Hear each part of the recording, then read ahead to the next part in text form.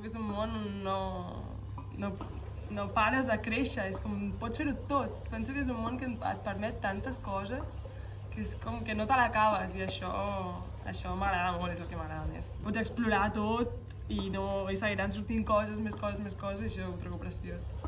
Partia des de la premissa que, per exemple, el nostre cos està format d'electrons i els electrons estan carregats negativament.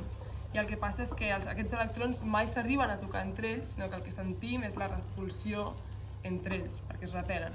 I aleshores, a partir d'aquesta cosa tan petita que passa, va ser una mica la pregunta de, vale, llavors si mai arribem a tenir un contacte real, què significa tocar, quan de prop hem d'estar per tocar, si ja ens estem tocant amb les coses. Ara es diu ecologia de lo comú i fa referència doncs, a aquestes relacions que hi ha entre les coses i portar una mica aquestes connexions com a la llum, no? Per això està tot ple de cables. És una performance que realitzem conjuntament amb la Maria. Hem continuat, diguéssim, de manera com conjunta a com serà aquesta performance. A l'Astruc, el dia 31, es presenta i ara fa una pausa, no? Jo crec que els projectes fan pauses més que acabar. Sí.